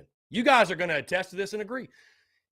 In the NFL, if your favorite team signs a guy, you might be like, bro, he's ass. He's trash. Why are we paying him that? This guy sucks. And nobody bats an eye. But I say a recruit ain't worth a damn. Call Oh, from all hell Robbie will break Davis, loose. aka Kirk Herbstreit. It's crazy. To Let's jump accept, on. press 1. Robbie, what's up, man? How are you? I'm doing fantastic. By the way, I think he's got me beat on as far as rants go as of today. I'm on one today, Robbie, and I think our guy James has got you beat on optimism for this season because he's picking the Gamecocks to go 10-2. Yeah, that was epic. That was very epic, very, very epic. I don't know how you or me are going to top it, but I think you kind of topped it with the rant that you went on before you even went to break. I don't even remember the last time you went almost a full-blown hour without even going to a break. Okay? I don't remember. Okay? But I agree with you. Okay? There is a major difference between playing at Delaware, okay, and playing at South Carolina in the SEC. There is a major, major difference. I don't care what someone says. I just want to see us play better than we played last year. Okay, did we play great? Did we play great last year? Yes. Some games we played great. Against Florida, we played great. Some miracle of the good Lord against Florida last year, we played great. But in the games where we should have dominated from start to finish, like Vandy, for instance, and we only beat them by 1 point, okay, against Vandy, we should have beat the living dog doo-doo out of Vandy, okay? That game should not have been close from the time the ball was kicked. I think this year, we go into Vandy and we kick Vandy's ass. Give them the ass whooping that they should have gotten last year. Sorry for cussing. I know I don't cuss very much, but I only cuss when I get a little fired. Robbie, I dropped the F-bomb earlier, so really anything goes today. When the day comes that Robbie Davis drops the F-bomb on this show, that's how I'll know things have gotten real. Things have hit the fan. That's how you'll know things have gotten real if I ever drop the F-bomb, okay? But there is, like I said, there is a major difference between playing at even Georgia State, for that matter. There's a difference in playing at Georgia State, playing at Delaware, and then playing in the SEC, okay? There is a major, major difference, okay? Now, are we getting really good football players? Maybe. We don't know. Whenever it comes to recruiting, we don't know. In my opinion, stars don't mean shit, okay? So what? You got 5 stars. Prove to us and prove to yourself that you deserve those 5 stars. If I was any good at football, which I was not great, but I was decent at football whenever I played football, okay? If I was any good and I had 5 stars, all right, if I was that good, I'd be like, okay, now I need to prove that I deserve these 5 stars whenever I go to college, okay? But obviously I did not go to college, but that's fine. That's not a big deal to me anyways. Mm-hmm. But anywho, you have got to prove, when people tell you you are dog shit, just prove them wrong. Prove them wrong. Have the mindset of, okay, you think I'm going to play like absolute dog doo-doo? Fine. I'm going to prove you wrong, and we're going to be better than we were this year, okay? I don't give a flying monkey fart, okay? I don't give a hoot about what the reporters are saying. I don't care. Just go out there, play your best for 60 minutes, and regardless of the outcome, I'm going to be proud of you. I don't give a damn.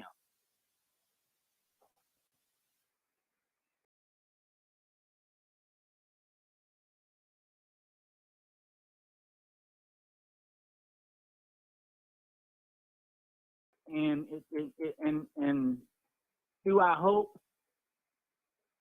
Debo Williams plays well this year? Yeah, I hope so. But also, like you said, he didn't really see the field at all last year. Okay. But who knows? Maybe something changed over the off season and he got better. Who knows? We don't know. We don't really know. We won't know till 25 days from now. Okay. We won't know if he's gotten better until we play Arkansas or Georgia. We won't know that. We won't really know nothing against Georgia State or Charlotte or South or SC State.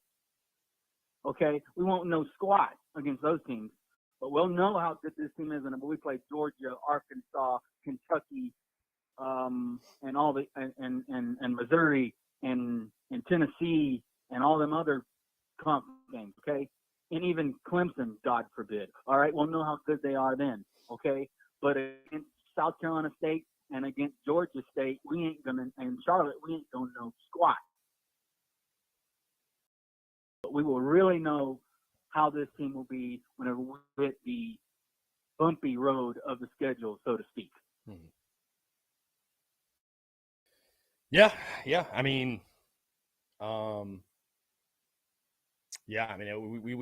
will learn a lot quickly when you play Arkansas and Georgia. I think that's for sure. I think we're going to know a lot after week 3.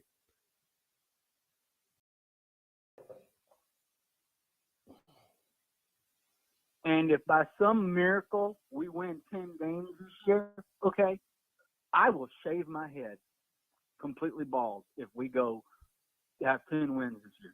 Dun-dun-dun. This just in. Robbie Davis going to shave his head bald if we win 10 games. Love that. I will shave my head completely bald and let it grow back. I do not care.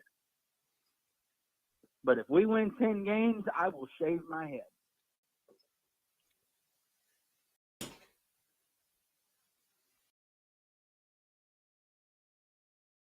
I love that. I'm getting an ass tat, and you're getting a bald head. I love that. Shave my head. I love that. I'm getting an ass tat, and you're getting a bald head. Love that.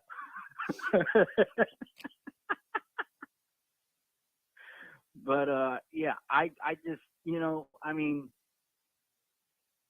I have full confidence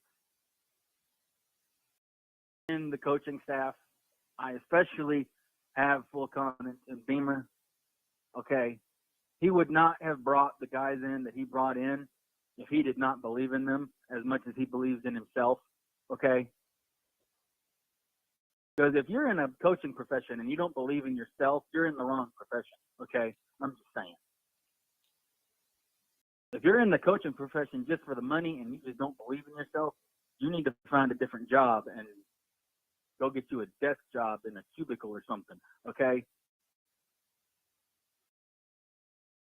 And it's just crazy that, do I think we'll go 10-2? Most likely no. But if we do go 10-2, I will get my head shaved completely bald. I will do it. If I have to, I will send you picture evidence. I don't give a darn.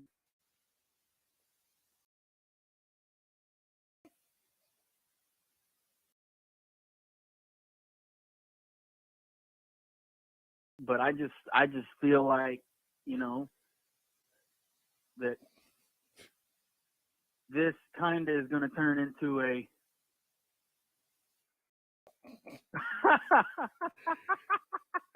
Continue. Sorry, I just had to put that out there. Oh my gosh! The comments are wilding today. The comments are wilding today. This is insane. Okay, I don't know how to even respond to that, but okay. Anywho, hey, you're Marion said if we go 10-2, he's going to shave it for you. By the way, so you won't have to do that yourself. Okay, all right. My stepdad's looking out for me. Got it. All right, awesome. And but I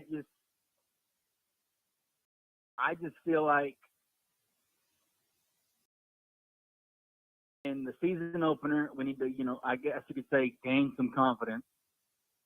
Then against Arkansas, we should gain a little bit more confidence. Just keep getting confident. And if you play with confidence, you should feel like you can beat anybody in the dang world, okay? But like I said, there's a major difference between what Georgia and Alabama are doing in recruiting and between them and us, okay?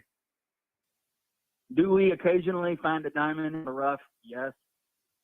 Some of the greatest players that ever play at Willie B weren't even five-star players. DJ Swearinger was not a five-star player. If I'm not mistaken, he was a three-star player. Yeah, that's correct. And he wound up being one of the best players in school history. Do I believe that we can find some diamonds in the rough and turn them into some fantastic football players? Absolutely, because we've done it before. With Beamer on staff, we have done it before. Except this time, he's the head man. He's the head honcho.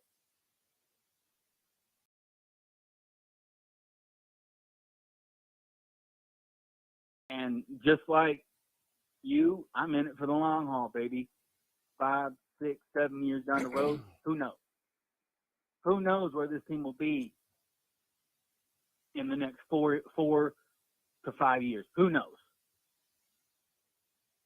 No fan knows. The only people that know and can see kind of sort of ahead is the coaching staff by the way they recruit and the way they develop the players. That is who can see it. And the players, obviously, because they're there multiple hours a week training and practicing and all that stuff.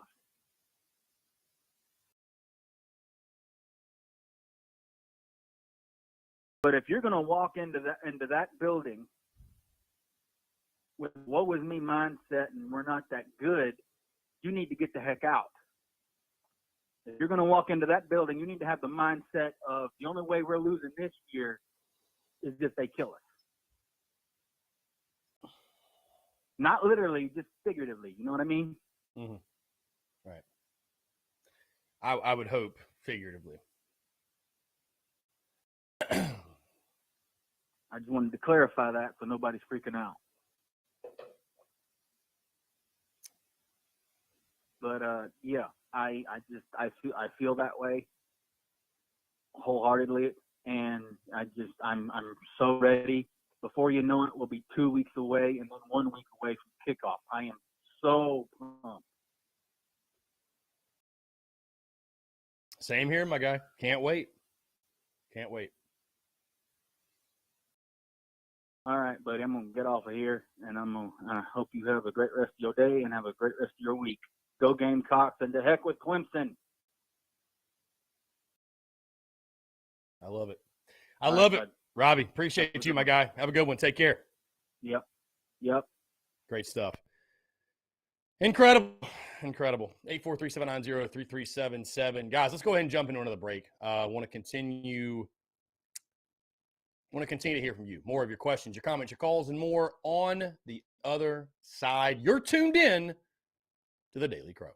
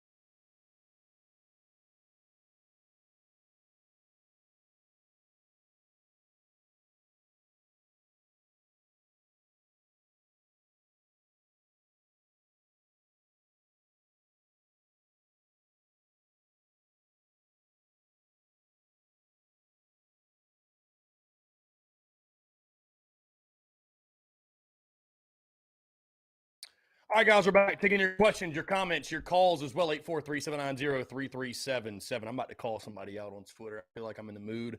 Not really call out, but my tweet says it's August the 9th, and our friend Cox by 90 still hasn't locked in a game-by-game prediction for the 2022 season. I just want his prediction. I'm going to give Jeff a little nudge. Here. Let's see what happens. I feel like today's a good day. You know what I mean? Like, why not? We're on a roll. So there we go. I just fired off the tweet. All right, let's jump to the phone lines here. Call from Thomas Walker. Thomas Walker, what's up, my man? How are you? How you doing, Chris? I'm doing well, man. I'm so glad you called because it's funny. I was actually about to go back to your comment probably in this segment because I loved the comment you had. But, yeah, go ahead. I'll let you fire away, man. What's up? I was just going to say, come on, man. You know Spencer Rattler isn't that much of an upgrade from Jason Brown. Right. Right. Yeah, good one. I was just calling. I just wanted to talk about how much different I think the team is going to look with that dude under center. Mm-hmm. We've been saying for years now that we haven't had somebody that's been able to stay healthy and consistent under center, and that's been our main problem on offense. I mean, of course, the offensive line people want to blame. But if the carry-on Joyner can be productive under the offensive line, we had that last year. I have no reason to think that Spencer Rattler is not going to be productive, even if there are some deficiencies on the offensive line. When he first committed, I remember staring at my phone, pinching myself and blinking for at least 5 minutes, trying to make sure it was real. Just because we haven't had that caliber quarterback that really can lead the team. So I just think even if there are deficiencies on the offensive line, the fact that we have the most talented quarterback that's ever stepped foot on the field at South Carolina is going to make up for a lot of that. And then if you want to talk about the comment I made earlier too, is that, I mean, I don't necessarily think – I think that people get more offended than the players themselves at what the media – I hope that's the case anyways, because these guys need to be mature enough even before they were getting paid.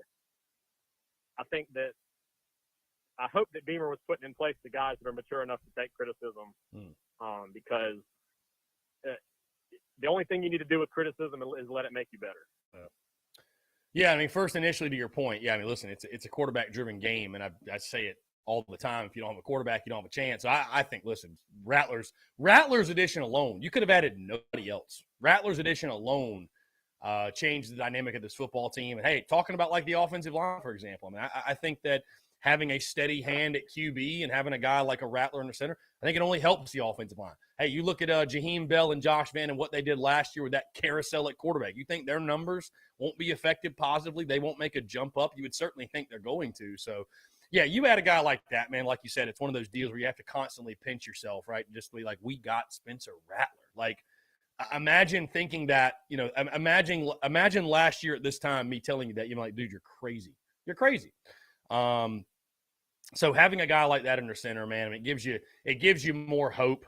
It gives you more hope than you've ever had, or at least in a very, very, very long time. And, I mean, I think, again, you saw at SEC Media Days, right? Why did the Gamecocks get so much hope? Why did they get so much praise and so much hype? It's because of that guy under center. That's what it all comes back to. In regards to your other comment, Thomas, on the – and I'll go back here because I'd like to, if I can find it really, really quickly. I'd like to read it here. Let's see. I'm going to find this. We've had a lot of comments today. Yeah, here we go. I'm very close because I just saw your other comment. We've had a ton. Okay. So I said student athletes are mature enough to make money like professionals now. They should be mature enough to take professional style criticism. Keep it real, Chris. Which, thank you for that. But, dude, I listen, I agree with you. And as I said before, I've learned doing this how different college sports is than pro sports, and the dynamic of it that you can't come down because they're kids, you know. And there's this feeling in recruiting that, like, you know, thank God they chose our school, and thank good. Like it's not a sense of entitlement in the sense of like, well, guys should just want to come here. Like yeah, you should be grateful we're even offering you a scholarship. There is this the players hold all the power. That's totally fine. Whatever. I get it. That's the dynamic, right? Because they are making that decision and choosing your school. I understand that. But the fight was always, the narrative was, they're amateurs. These aren't paid professionals. They're just kids. That's not the case anymore. That's not the case. They are paid.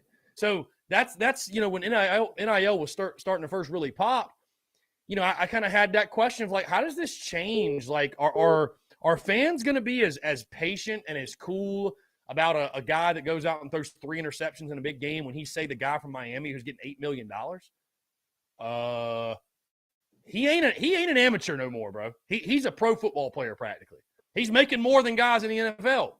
So I agree with you, man. Listen, when you're in a position of influence, power, notoriety, however you want to label it, and it doesn't have to be sports, it can be anything. With that criticism, that pressure, those expectations, it comes with the territory. So, hey, listen, if you don't want to face criticism, if you don't want to hear people like me or others tell it like it is, go play at Furman. Go play at Wofford. Go play at Newberry. Go play at a D2. There are places you can go where you don't have to combat pressure. You don't have to combat expectations, and you don't have to combat criticism.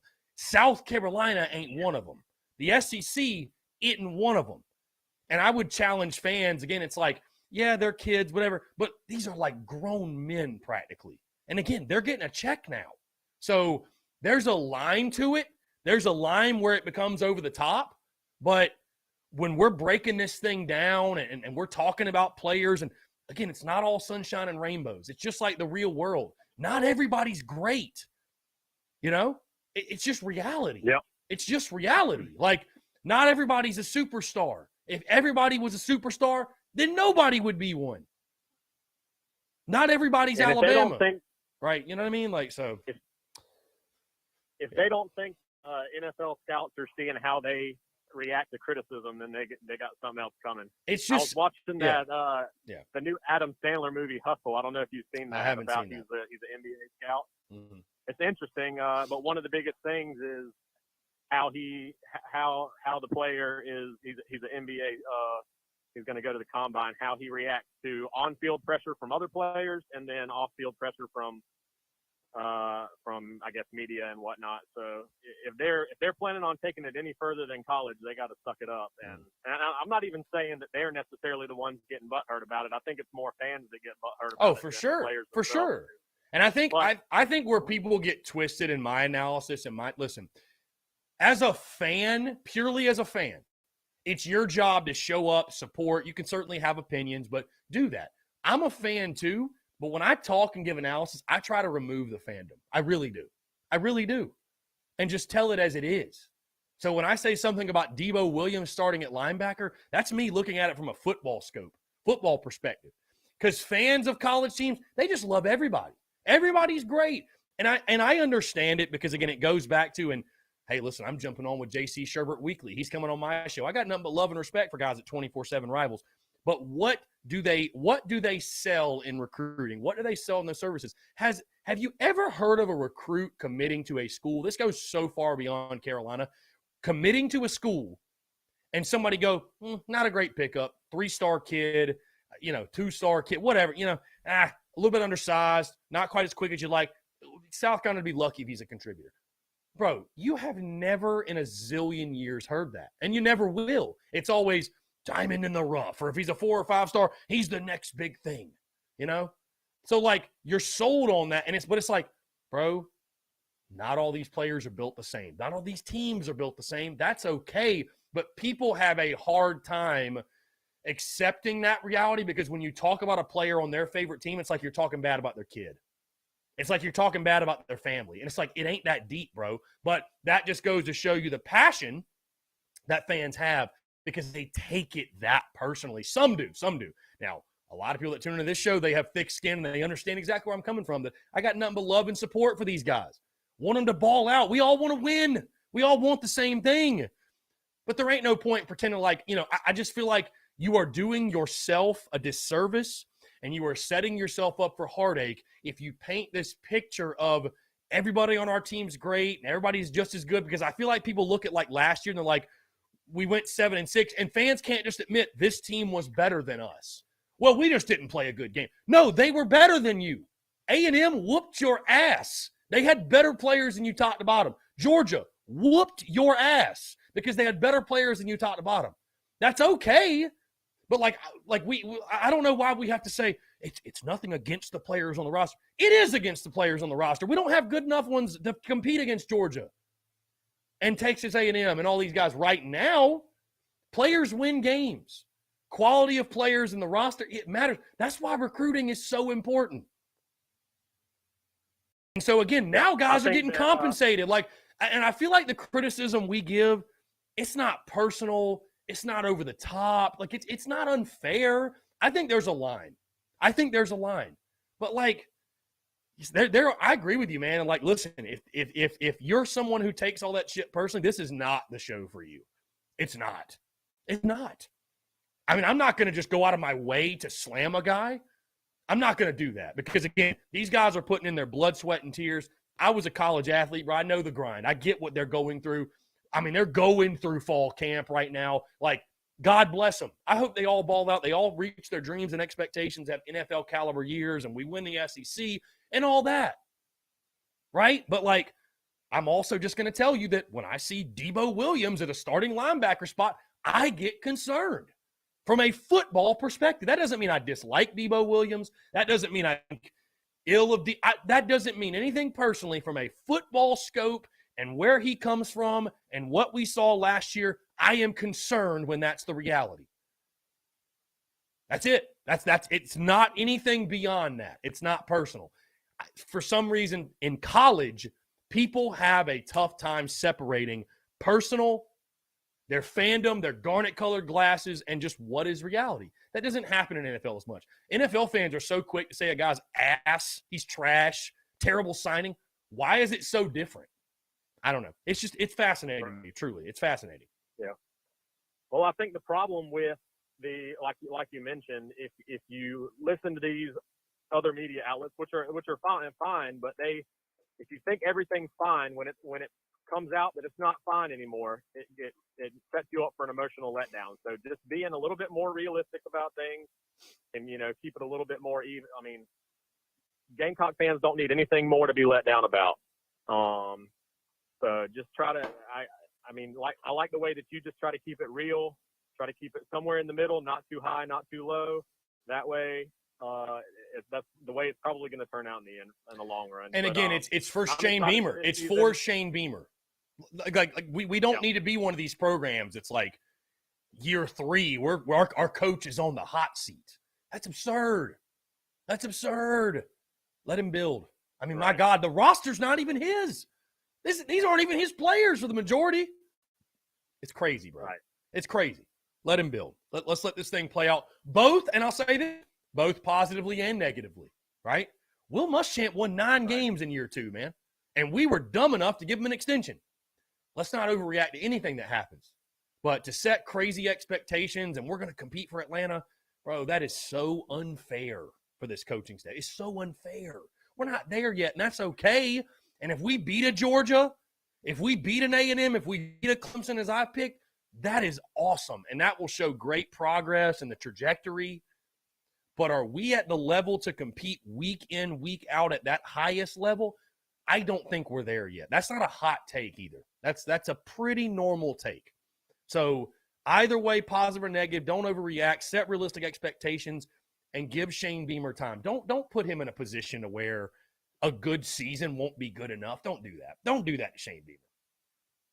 That's all I'm saying. Listen, you're preaching to the choir here because we held season tickets, and when they called to renew, my wife told them if Jake Bentley is the starting quarterback, we're not renewing.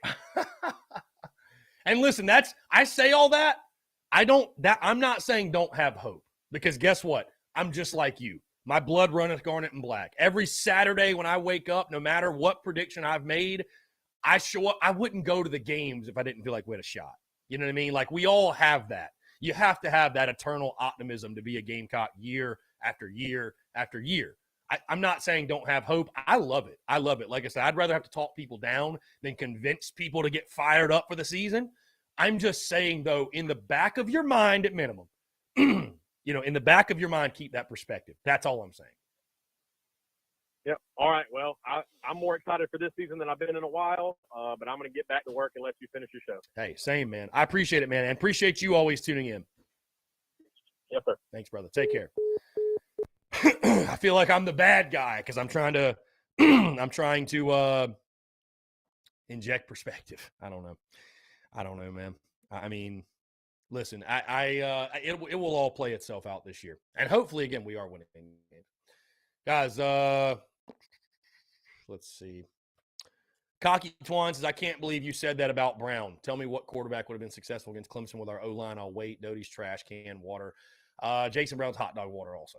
Cocky Twan, Call from Evan Cherry. if you think Jason Brown's some to all-conference accept, guy, press then 1. God To bless send you. a voicemail, press. What's going on, man? How are you? Good. How are you? I'm doing well. Appreciate you asking. What's up? Hey, just wanted to call in. I've been watching the show for a little bit, never called in. Want to first and foremost say nobody wants us to do better this year than me. I'm a passionate Carolina fan. My mom was a cheerleader there. My dad went to school there, and I live up here in Clemson. So I have been absolutely miserable, and I'm ready for a good season so I can make people shut the hell up here. But I did want to talk about the immediate impact that Spencer Rattler has, not only to the offense, but the defense too. And I think that's something that can be overlooked. You look back when in some of the games last year, especially the Tennessee game, to where Tennessee would score a touchdown and we would go 3 and out, and our defense have to trot right back out there on the field over and over and over again. And that kind of stuff happens the entire game. Eventually, your defense just wears down super quick. So having a quarterback, and this is no disrespect to anybody that played quarterback for us last year, but having a quarterback makes a huge immediate impact just to get the defense some rest. We don't have these one play, -1 yard, 26-second series, ending with a fumble or an interception or going 3 and out every other drive. And that's just the immediate impact that even an average quarterback will make to your football team on a defensive side. And that's just something that I wanted to point out that I think people overlook. But it is a huge impact that a quarterback will have on your defense as well. Yeah, it's a team game. It's a team game. So certainly having that guy on the offensive side that can complement you. And again, yeah, it only hurts a defense when you're going 3 and out. And we've talked about that before. So yeah, I mean, Spencer Rattler should be able to help this football team in all facets, man. No doubt. And I think the defense will be solid again, by the way. I've been giving all these, hypotheticals. They could be better, could be worse. I think they'll be good again. I think we'll be, we gave up 24 points per game last year. I think we're going to be kind of about that again. I don't think we're elite defensively yet, but I think we're solid. I think we're good enough to win 7, 8 games this year. I think, no doubt. I don't think we're elite, but I think we're good enough to win 8 games. I wouldn't have picked it if I didn't think that. So, but yes, you have a great point that, and again, our good friend Luke RJ, who's in the Big Cock Club, he loves to bring this up. But yeah, I mean, I think having a guy like Rattler, even if you're not scoring touchdowns, every single drive, just sustaining some sort of drive where your defense can catch their breath, because it's really hard for them to be at their best when, they're on the field, you know what I mean, like the entire game. So time of possession is important.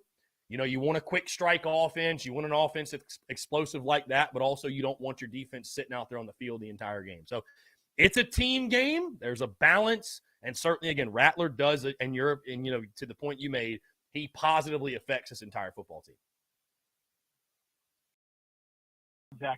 Exactly. And if you look back, and these people that are saying win 10 games, I agree. It's unrealistic. It's unfair to the coach, to Beamer.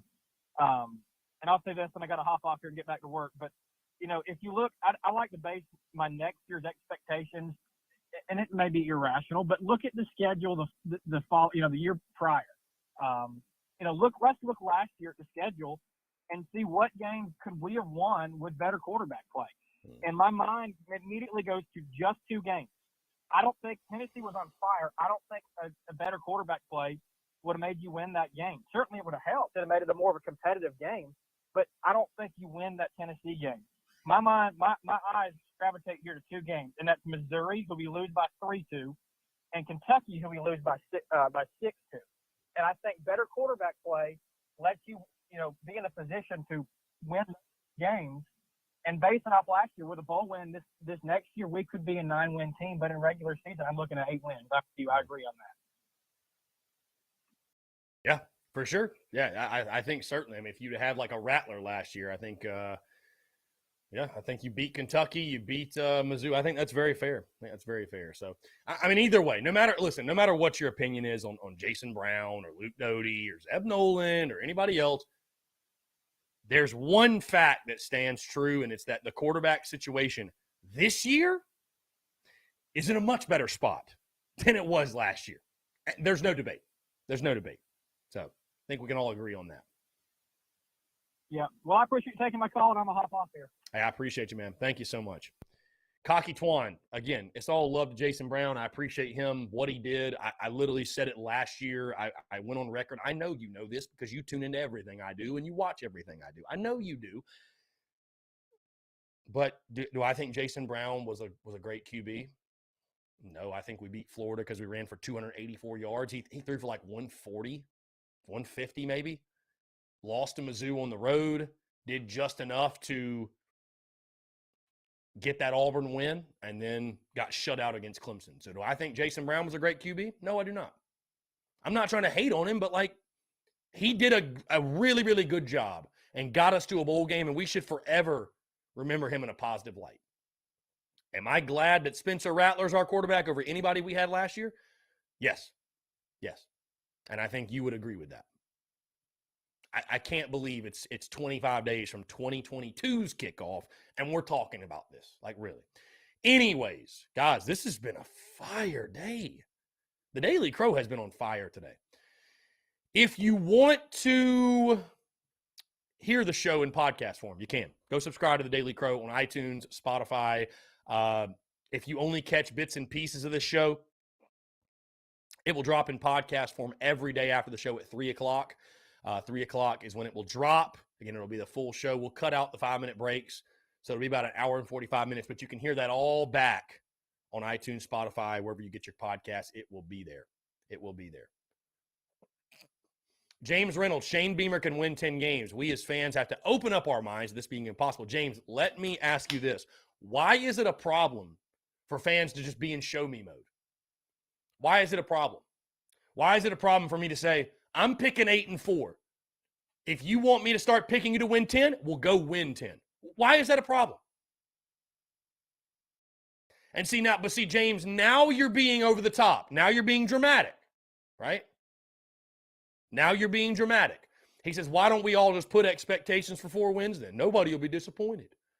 James, there's a realistic best case and realistic worst case. Saying this team will go 4-8 is stupid. You're just dumb. You're dumb. You're stupid. You're silly. And here's the thing again, with what I do, I'm not just some random slapdick fan on social media. Not saying you are, but I'm just not just some random fan that, whatever. I make a prediction. I want people to look at my predictions and say there's some validity there. Hey, maybe the guy, I'm not the all-knowing guy of predictions, but like I want to get them right. I do. So if I went out there and picked this team to go 4-8, I'd look like an idiot. Like, you're an idiot. You're stupid. You're just trying to get clicks. If I went out there and picked this team to go 11-1, it'd be like, bro, you're an idiot. You're a garnet glasses, overly optimistic fan. I'm trying to pick it accurately. And so, again, I don't blame the media for picking Carolina to finish 5th in the East. I don't blame anybody picking the Gamecocks to go 7-5. Until this program gets back to that level, James, they don't deserve to be picked at that. They don't deserve it. You just, when you're making picks, you go off known commodities. You don't go off hopes and dreams and bullshit. You go off known commodities. This is a program that has done what you are saying it will do 4 times in its history. If you want people to start picking Carolina to win 10 games or more on a yearly basis, then go win 10. Go win 10. And James, you bring up the win total again. I hate to tell you and put you in your place. Yeah, you won 7 last year with a bowl win. You won 6 in the regular season. So, yeah, if you were to win 8 in the regular season, that's a jump. That's a big jump. And, James, the transitive property, what you're saying does not work. You won 6 last year playing a dog shit Auburn team, a Florida team that was in disarray. The entire team had COVID. Dan Mullen on his way out. Your schedule's different. You trade Auburn, a dysfunctional Auburn, for an up-and-coming Arkansas at their place. You still got to play Georgia, Clemson, A&M. Like the transitive property does not work here. It does not work. I'm not telling you to lower your expectations. Have them, but just don't be a fire Shane Beamer guy if we don't win 10 games. That's all I'm saying. As long as you can do that, I hope you're right. Like I said, I'd love to get a Beamer Ball ass tat. I would. I'd love to.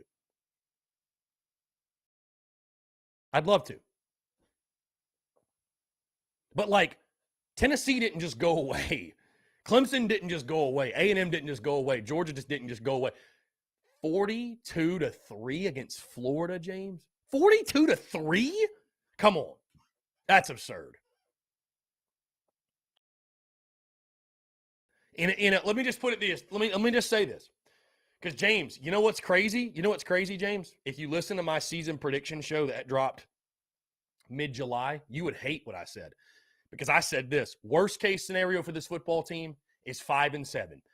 That is taking into account probably an injury or two. Like, everything goes against you, which I think is probably even unrealistic. I even think there's no way this team with Spencer Rattler at QB wins less than 6. They're going to a bowl.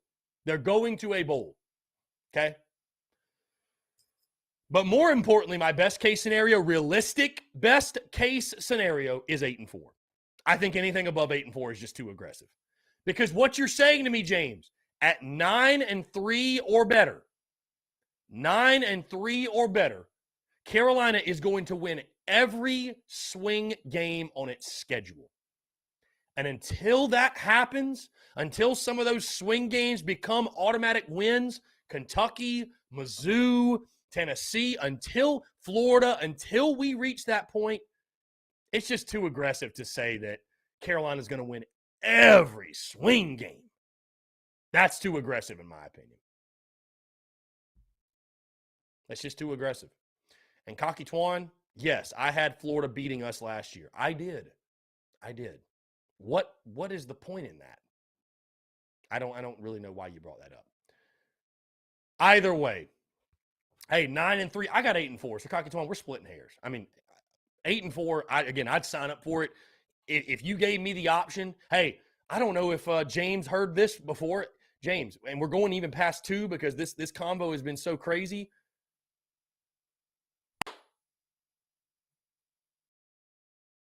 Not your average sports kid. I respect all predictions. I'm saying more 10-2. You want to say 9-3, so be it, whatever. But like, I just think 9-3 is a little aggressive. Hell, I think 8-4 is aggressive, but I'm picking it. I'm going out on a limb. I'm trying to be bold. I think 7-5 is the safe pick. So,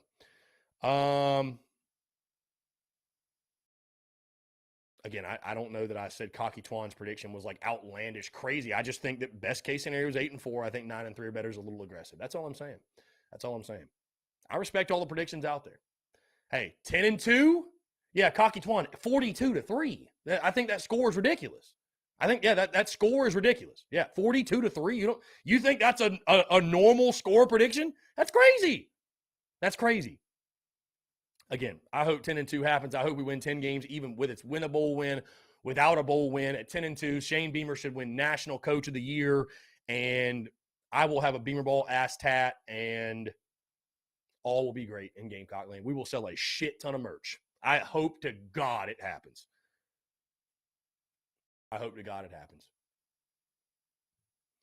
And I would say this, last thing before I get out of here. Guys, those that are dropping score predictions, guys like Cocky Twan, people like Not Your Average Sports Kid,